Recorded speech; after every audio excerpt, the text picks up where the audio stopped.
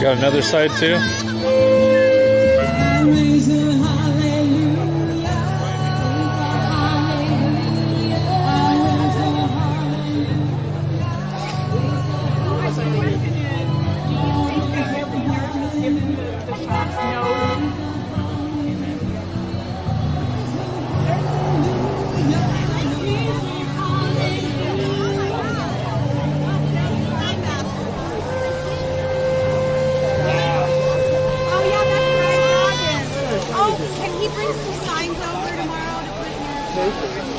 Meeting starting. 13 minutes and counting, guys. 13 minutes. If you haven't come over here and signed up, get in line, you guys. Get your ID ready. Come on. We're going to bring down this giant. I don't want to get too close to that guy's got. Because we are way more powerful than this giant. This is where they're signing up. I want you to join me. I'm not exactly sure. Give me this song. Everybody knows this one. We're going to sing this loud, and we're going to sing this proud. Okay, you guys? You ready? Okay, so leave this blank. Yeah, and don't sign it. And don't sign it. Should I What is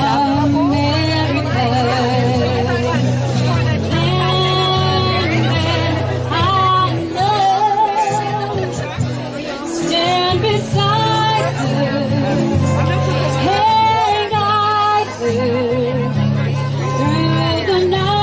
Okay, so it's a petition for grievances. I'm guessing for making children wear masks, maybe? I'm still not quite sure, but it's a petition for grievances.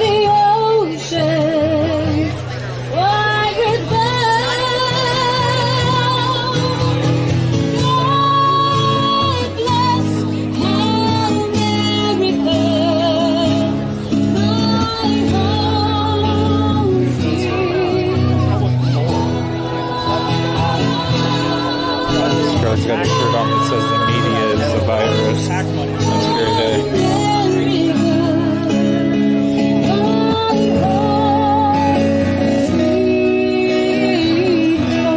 I'm not hearing many people. Come on, we're going to declare this today, okay? Come on, let's declare it. I want to hear you guys singing out on this one. You know this song. Come on, I know you're listening to this wonderful woman over here. This is Sierra. She's wonderful now. Amazing. This is Vicky. And we love doing this, being out here with y'all. But you know what? We need to hear you guys sing this song and declare it over this nation, okay?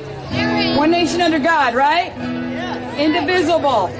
With liberty and justice for all. Liberty and justice for all.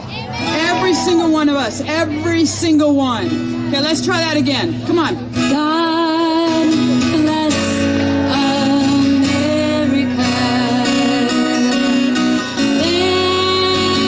Then I love.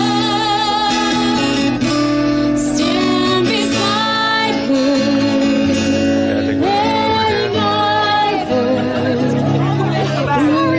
Can I squeeze in here real quick? Thank you. Okay, so the meeting's going to take place. I think we're going to probably gather around here. This is someone's vehicle, man. Someone owns this. Crazy.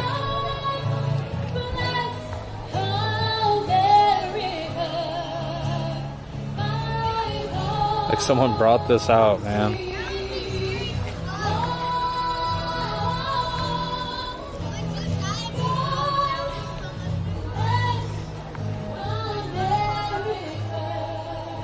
I didn't know it lifts the tires off the ground. It's crazy.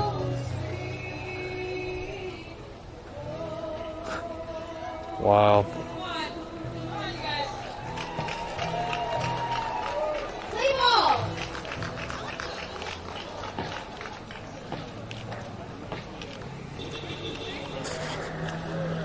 Yeah, there's enough black around that flag.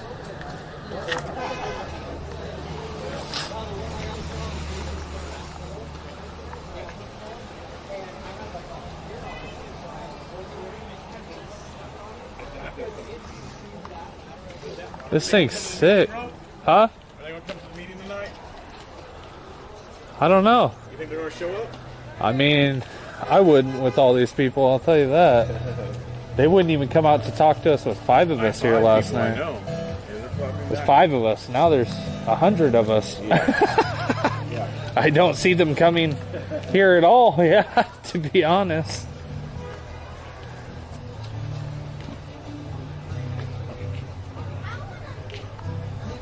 So there's supposed to be a meeting in 10 minutes.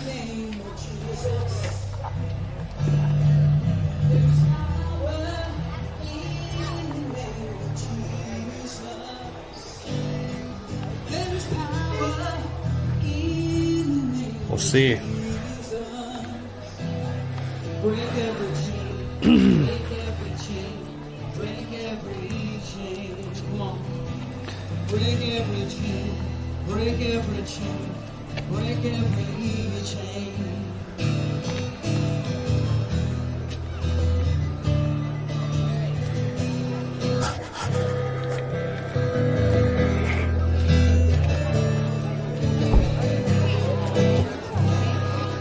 There is power in the name of Jesus. There is power in the name of Jesus. There is power in the name of Jesus. To break every chain, to break every chain. Break every chain, break every chain, to break every chain.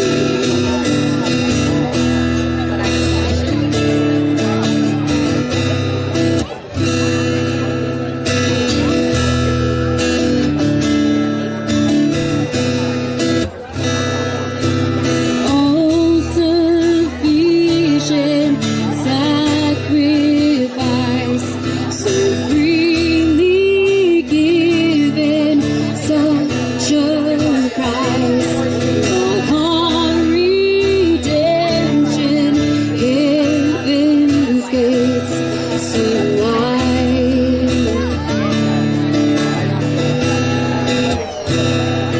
There's an army rising up. There's an army rising up. Come on. There's an army rising up to break every chain, break every chain, to break every chain, to break every chain, to break every chain, break every chain. Yeah.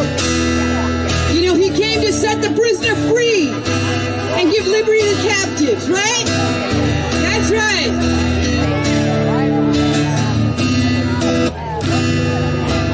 All sufficient sacrifice,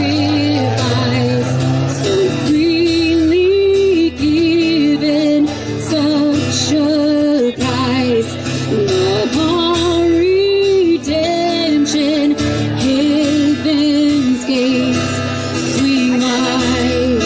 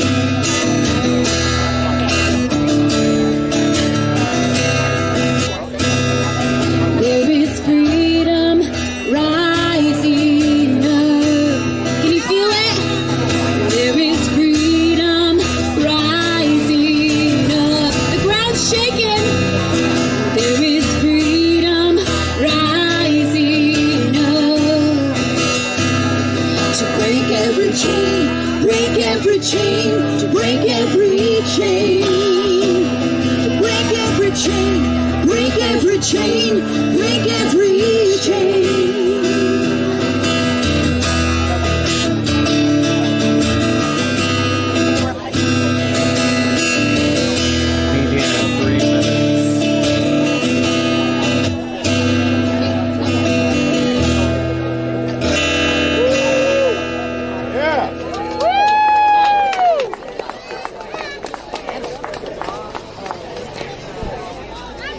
Hello. Oh my gosh. Hi everybody. I'm Melissa McElwain.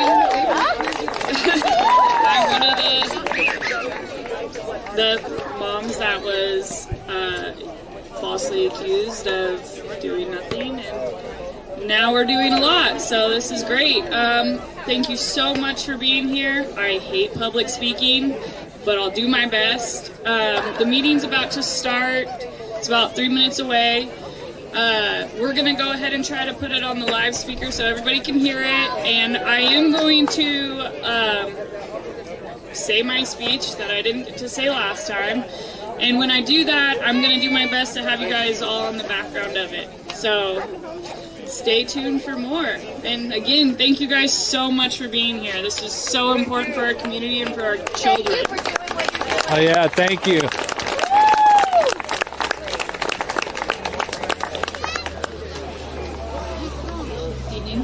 Being here.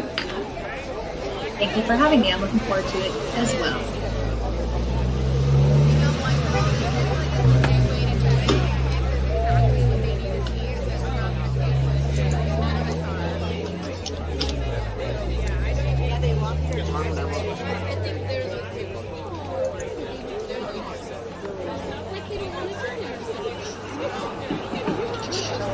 Les, are we going to see the clock in one of the screens, or will it be the main screen? You muted there. Well, thank you. This is like, it's like, oh no, I'm doing my thing again. It'll be in the main screen whenever people are presenting, just like that green slide was. It'll be Okay. like that was. Thank you. Hi, Corey. Hi, everybody. Hello there. Hi, Donna. Can you guys hear me okay? We can. Great.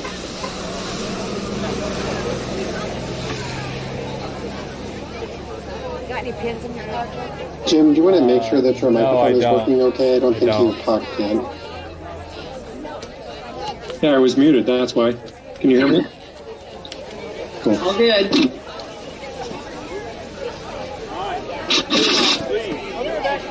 Okay, well, it's 6:30, so we'll go ahead and call the meeting to order.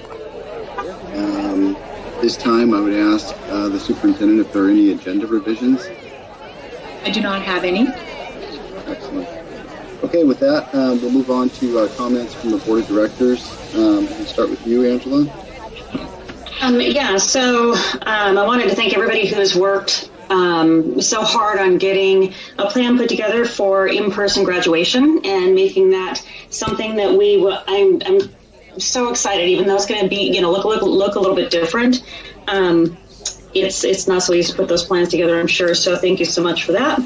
Our team Green Machine won a couple of awards lately. I want to congratulate them. Especially during this time, I'm sure, getting together and trying to work around those challenges. And they won.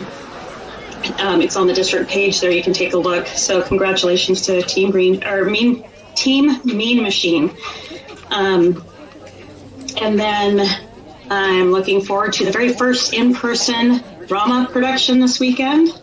An original script written by our own Kelly Gregerson based on a Jane Austen novel called Emma. And I'm just so excited to be able to go watch the kids in person. I love the drama productions, all of them that we've had. So that's Friday and Saturday night. They'll have their 2 showings at 7 p.m. if you guys can make it. And this is kind of on the consent agenda, but the Hathaway Shoe-a-Palooza. really cool donation. They are going to provide shoes for every student at Hathaway.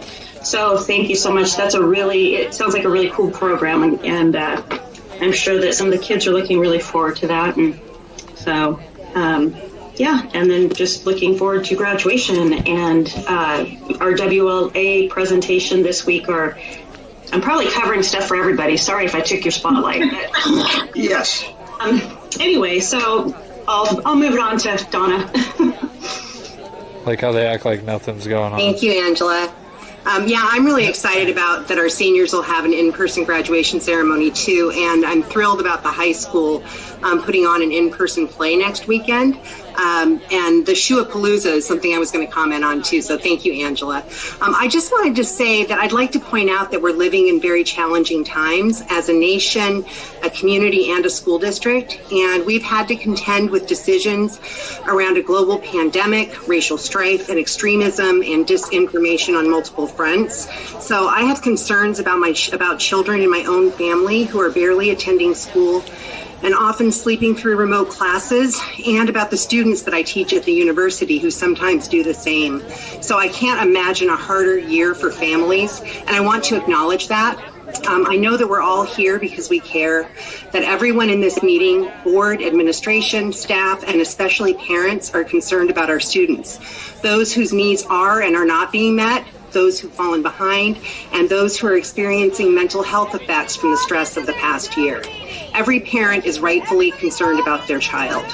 So compound all of that with messages that students are being indoctrinated, and we have a recipe for division. And what I want to say is that this messaging is inaccurate, and that public education, by its very definition, means meeting the educational needs of all children in the district, regardless of background, race, ethnicity, or ability, whether they're rich or poor, live in a nuclear family or with grandparents, are homeless or living with single parents.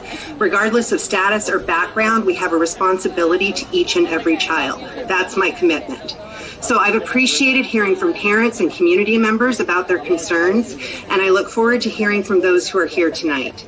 My hope is that we can build understanding and reclaim the goodwill that is the foundation of this wonderful community, that parents will continue to attend meetings and hear about the work that we do and continue to ask questions, and that we can all work together in the interests of all the children. So I just wanted to say that and acknowledge that we're having a tough time, and we need to pull together. Thank you, Donna. Jim? You're on mute. They're really on a Zoom call right now.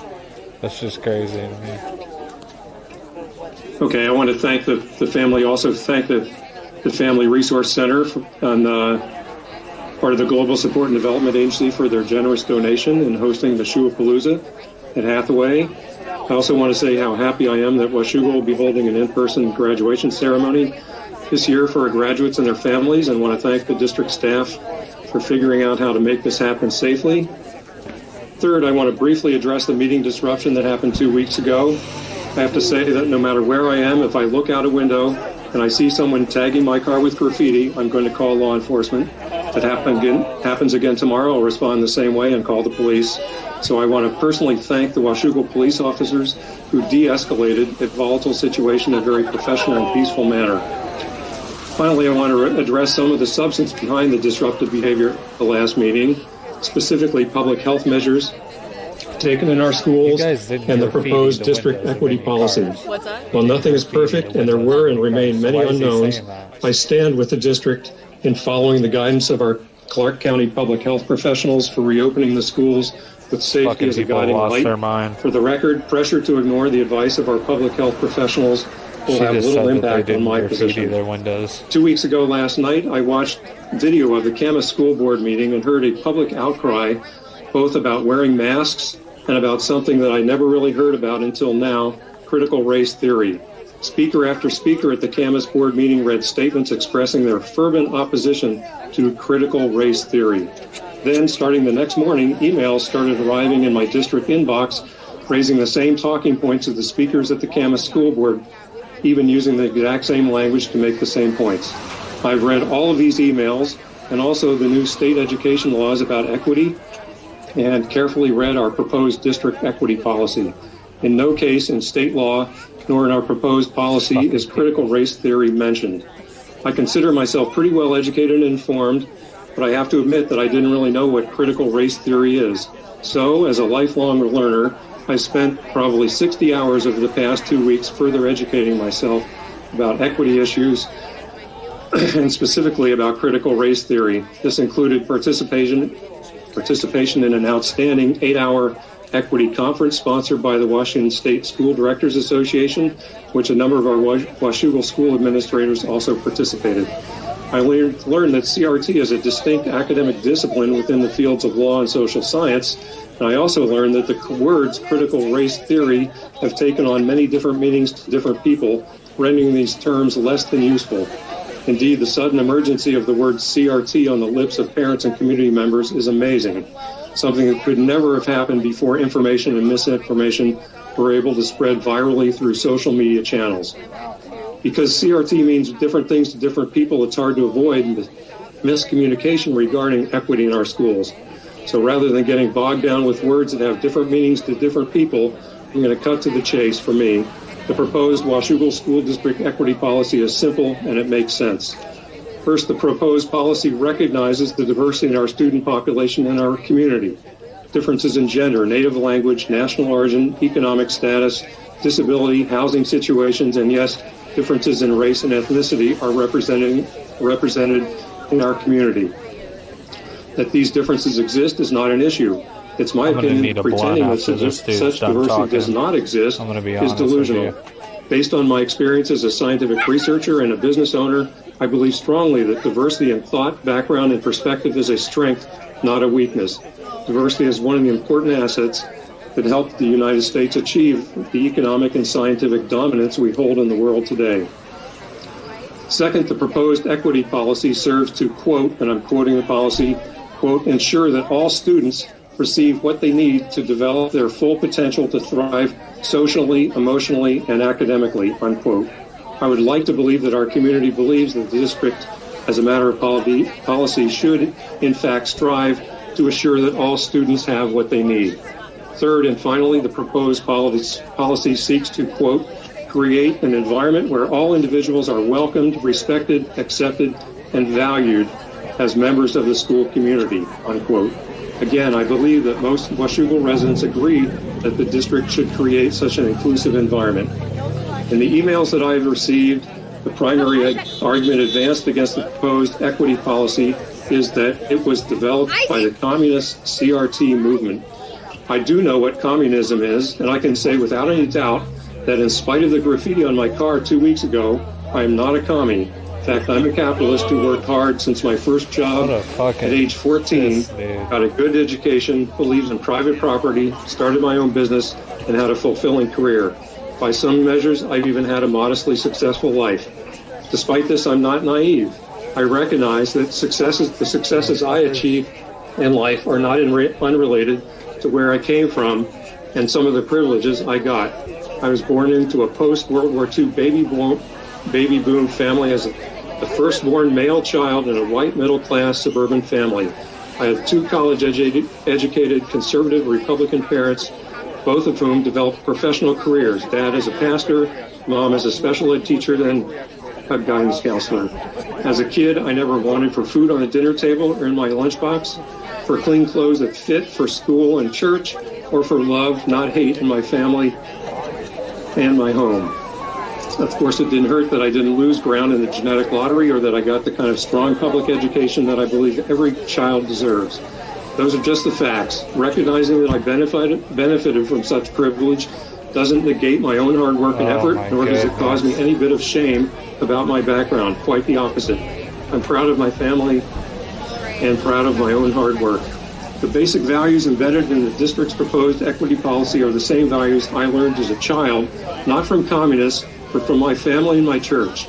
I learned these well before critical race theory was ever invented, and these basic values still make sense to me today.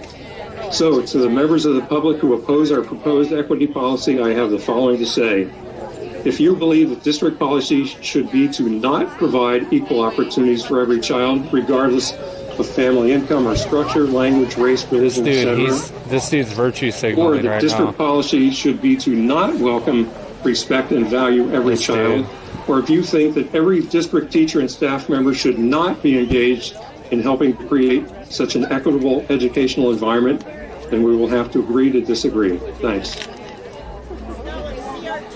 Yeah. Thank you, Jim. Well, you're not going to put it in our schools, Bubba. I have no prepared comments. I was going to say also thanks to the donation of shoes for half the weight and gratitude for being able to hold graduation outdoors. And I understand that we'll be able to have 4 tickets per kid as opposed to 2, and that's wonderful news. And on the other issue, I've been doing also a lot of reading and thinking about CRT.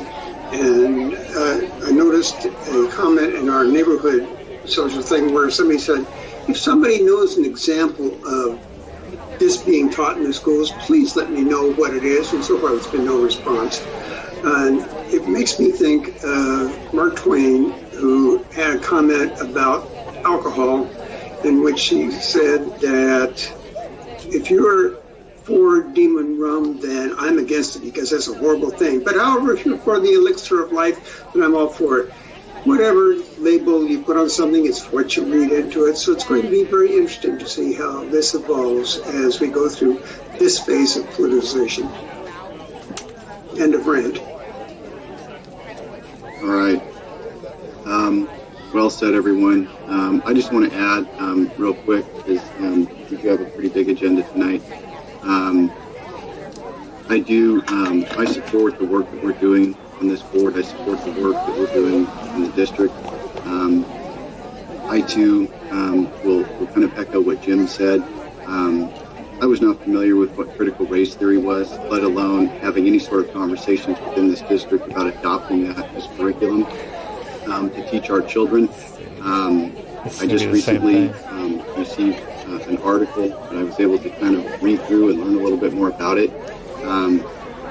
And it is kind of disheartening to me that as the district brings forward policy, and Jim, I know you had some great quotes from our policy, but summarizing the fact that we're trying to close an achievement gap that we know exists, regardless of race, ethnicity, any sort of language barriers, socioeconomic status. There's a number of things that contribute to that, and our goal as a public school district is to do everything we can to close that gap, and we're here to do that for the children in this community. And so, I've seen the emails, I've heard the comments. I know we have a lot of speakers tonight. I'm sure we'll hear it again, but that's not something that we're discussing.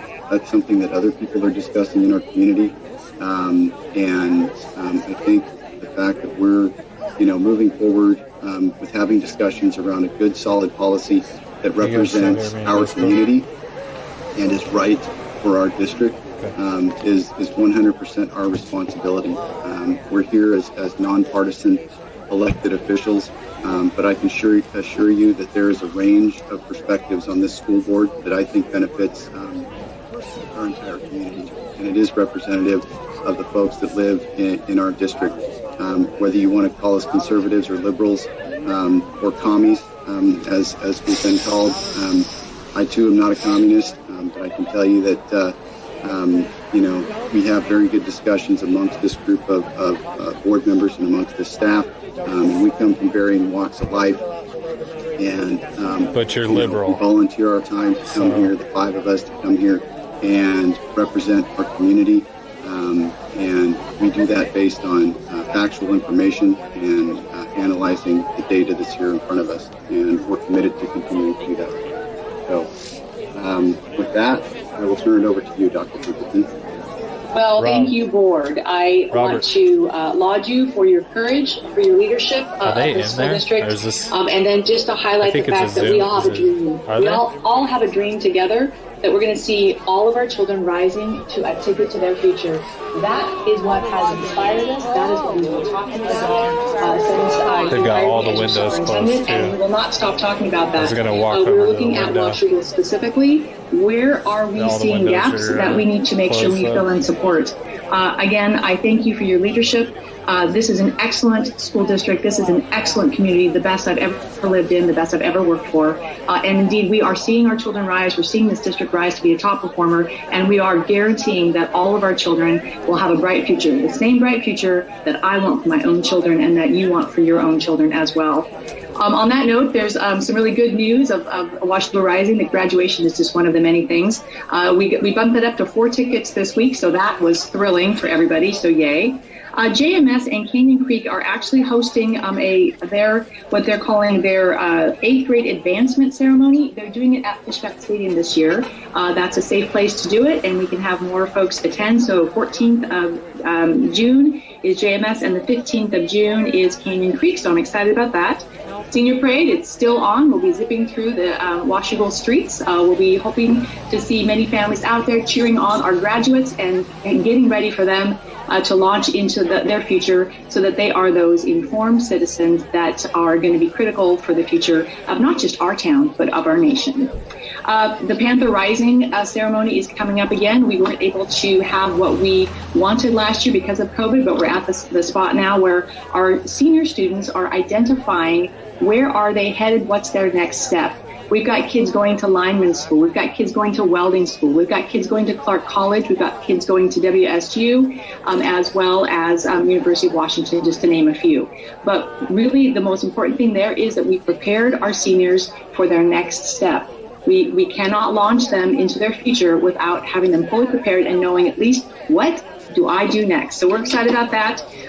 When we think about Panthers Rising, we do think about those 21st century skills, those things we just mentioned as we're thinking about students rising, that the students have the knowledge, the skills, the work habits, and the character to successfully move forward. And I really think about work ethic. I think about hard work, determination, grit, those things that are part of that 21st century skill.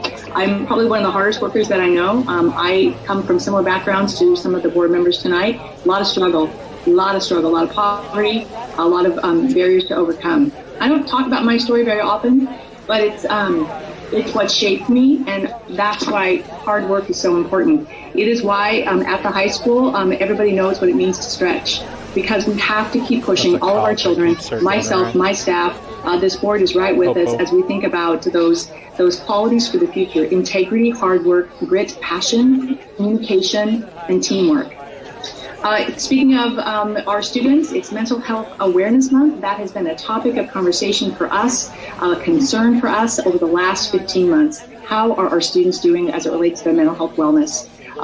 This board has been committed, as it has my staff, to try and figure out how do we keep our students going. I'm happy to report that this week is Kindness Week at the high school, and that's intentionally here to support mental health awareness. Students are other students. When I think about ethics, when I think about character, that right there is what we're after. Yeah, my last announcement is something that just cracked me up today. As you all know, we have been working to develop a chef-made scratch cooking culinary program. We launched that during a pandemic, so yay, Margaret Rice and Chef Jonathan and team for that. Like your Here's hat. an email that I got today. The hat is fire, bro. So this is from Chef Jonathan Curiel. Okay, this is going to make you smile, BCP's got a hat on that says Trump. One of the culinary staff teammates came to me today and asked me if I had heard about the second grade kids' conspiracy theory. Oh, I said, is that good or bad? Well, actually, it's kind of good. Here it is. So, the second grade students are convinced that we have been buying food at restaurants and bringing it here to plate it for them. The reason for that is because the students feel like the food is fancy for them and it's better tasting. Well, then we served waffle fries and they said, you see, they brought us Chick-fil-A. I feel like drop the mic, we're there. When you talk about Washougal Rising, that right there from the mouths of the second graders at Gauze Elementary says it all, my friends. All right, Assistant Superintendent Hansen, do you have an update for us? Thank you, Dr. Templeton, and thank you, Board, for your leadership. I have one item. I would like to make the board aware that we will be providing on-demand viewing access of the award-winning documentary Hearts of Glass from June 2nd through June 12th on our website. This film follows the initial months of operation of vertical harvest a state-of-the-art hydroponic greenhouse that grows crops while providing jobs for people with disabilities, working alongside people without disabilities. Our goal is to bring awareness of the needs for competitive employment opportunities within our community for young adults with disabilities. Along with access to the film, we will host a webinar discussion panel featuring a Washougal community member, a former Washougal student, and the film's cast and crew on June 9th. The discussion aims to create awareness of the benefits of hiring people with disabilities from the perspective of the individual and the employers. This conversation and collaboration between the school district and the community will also help improve employment outcomes for these young workers. In addition to bringing awareness of the needs for competitive employment opportunities, we want to provide a platform to advocate for greater inclusion of individuals of differing abilities into all aspects of our community. I want to thank everyone who has been involved in bringing this opportunity to our community, especially Jessica Nichols, who is our adult transition program teacher, and Heather Castle, who is one of our instructional coaches. So I hope you have an opportunity to view the film and participate in the webinar. Thank you.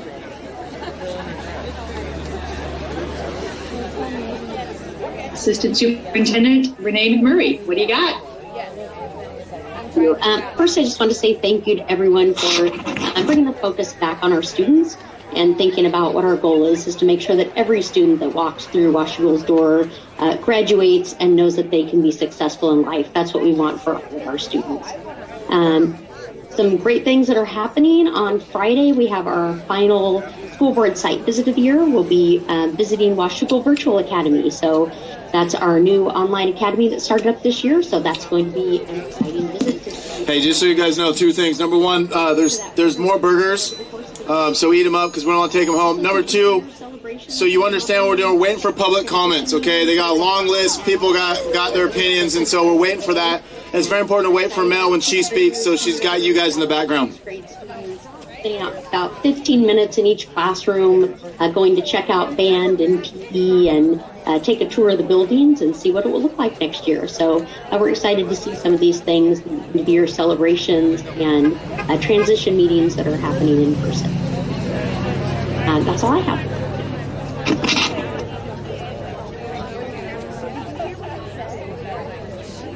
You're on mute. Yes, that's the superintendent's update. Back to you, President Shades. All right, so we're going to move on to our citizen comments. We have 10 community members that have signed up to speak tonight. So we're going to get to all 10 of them tonight. I just want to go through some stuff here.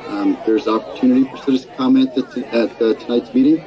The first opportunity is for general comments. There's a proposal for action on the agenda. There will be additional time for input during that portion of the meeting to hear comments specific to those agenda items. The board and administrative staff like to hear comments from the public.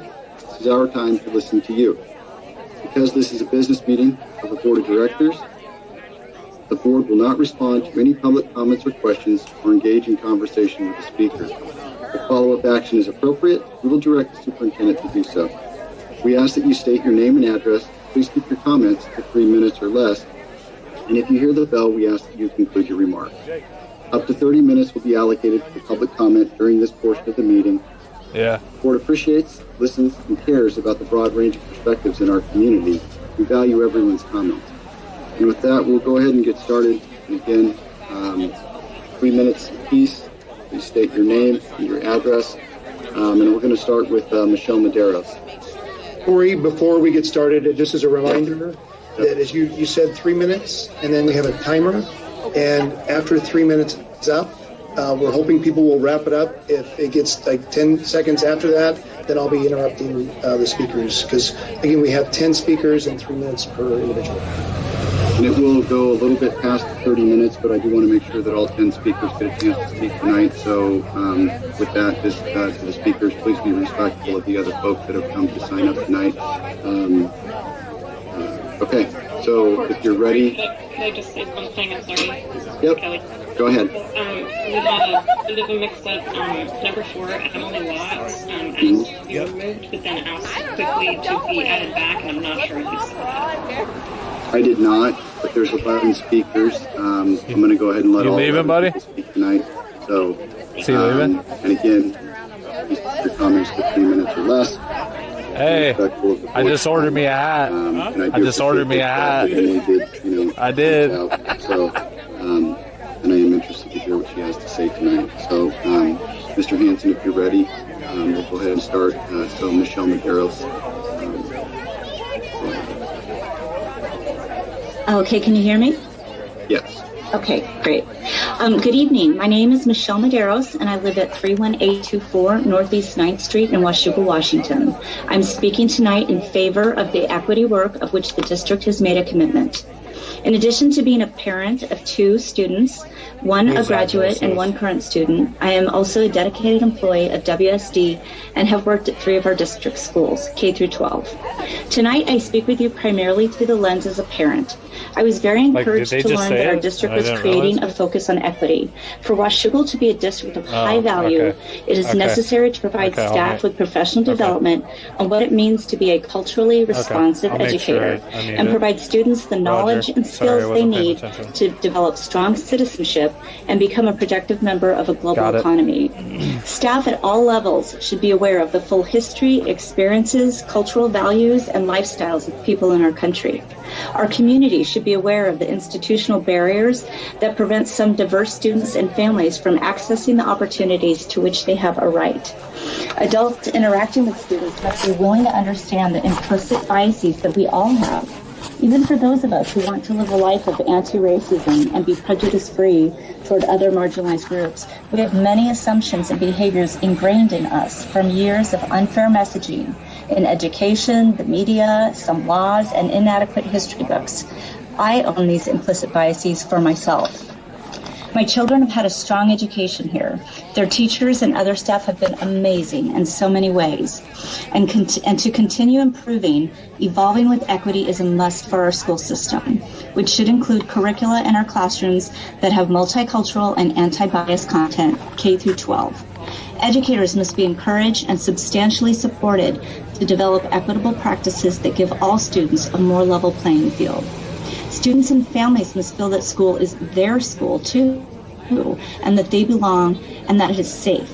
We must put an end to our students being called the N-word, or being told to go back to your own country, or being called LGBTQ derogatory names, or being told that you're a racist simply because you cover your hair for religious reasons, or a student with learning disabilities being called a retard. These are real examples that happen on an ongoing basis. I am saddened to share that a big reason my oldest daughter went to Running Start rather than staying at WHS for AP classes was the school climate of judgmental closed-mindedness that she witnessed in the form of racism and homophobia. As a mom, this is not the kind of culture I want for my children or their peers. Understandably, there can be fear and discomfort in learning something new that challenges our thinking. There are many of us who live in this community that welcome the focus on equity, which hurts no one and only creates better opportunities for all students.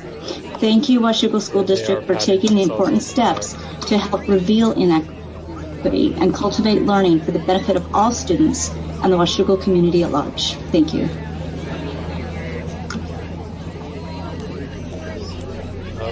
Good job.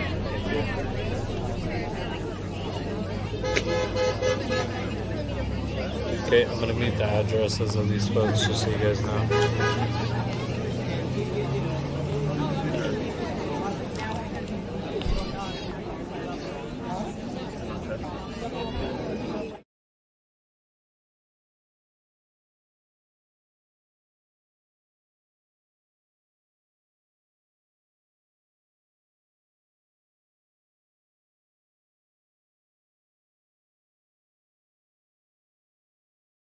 Thank you for allowing me to address the board this evening. I want to speak in favor of the equity resolution and critical race theory. I support my child learning in an anti-racist school with anti-racism curriculum. I want my child to have critical thinking skills and be able to recognize racism, white supremacy, and privilege. Critical race theory is not a curriculum. It is a lens that we use to understand our systems and institutions. That's what you want. Go back to Portland. Recognizes that our systems and institutions were built on racist ideology and benefit mostly one group. They are here to serve all people and not just some. I am saddened to hear that there are those that oppose this. They remind me of those that opposed desegregation in the 1960s. What? Equal rights for others does not mean less rights for them.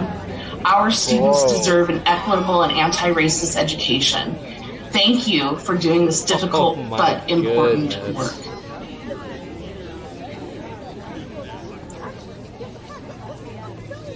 Thank you. Next up, we have Emily Miller. Jake, where's your backpack card?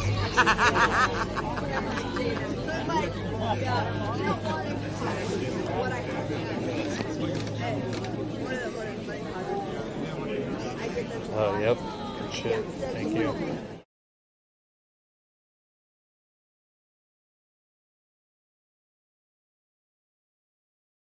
Joel Miller is a sixth grader at Canyon Creek Middle School.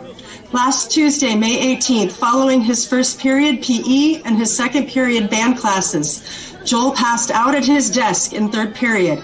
He came to with two classmates shaking him.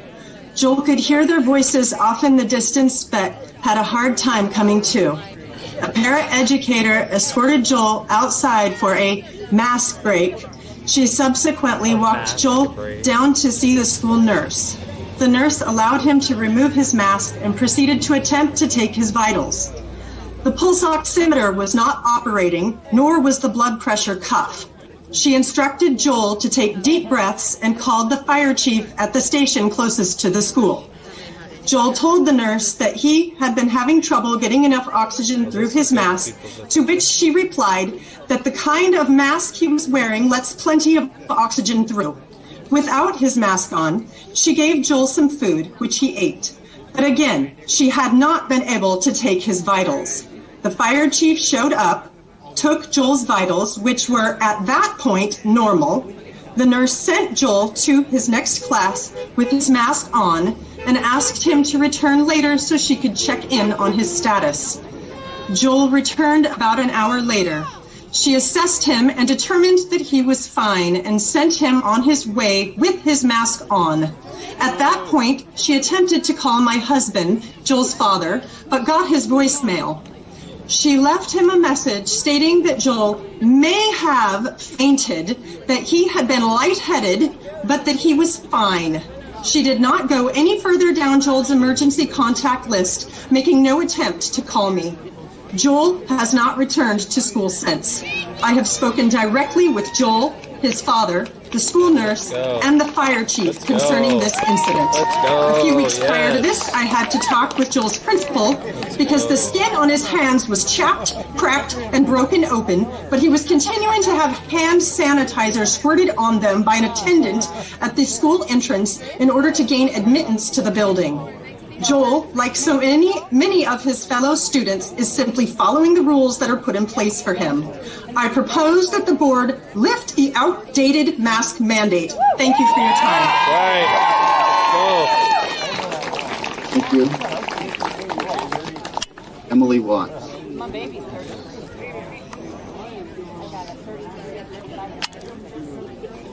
Can you guys hear me? Yes.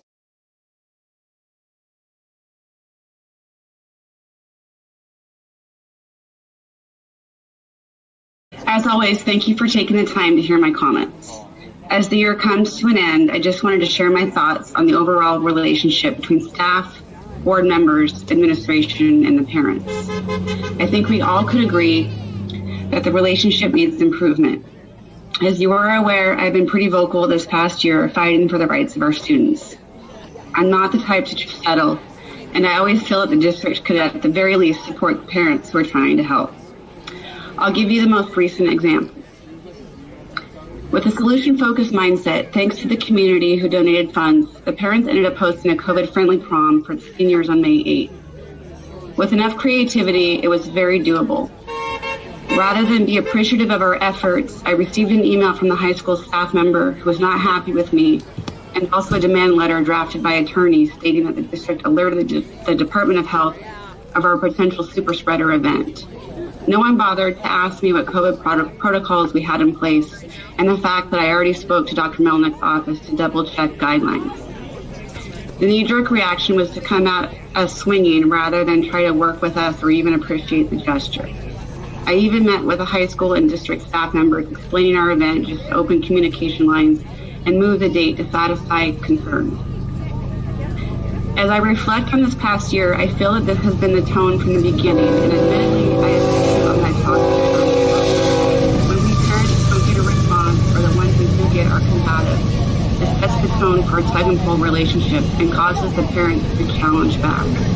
We don't need this for the following year. I'm asking for administration and the board members to be mindful of this relationship, begin to mend this relationship, and to demonstrate that they are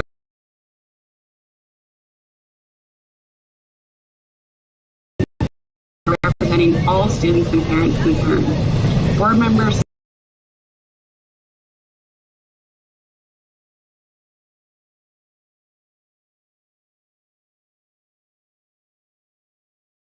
community, especially in that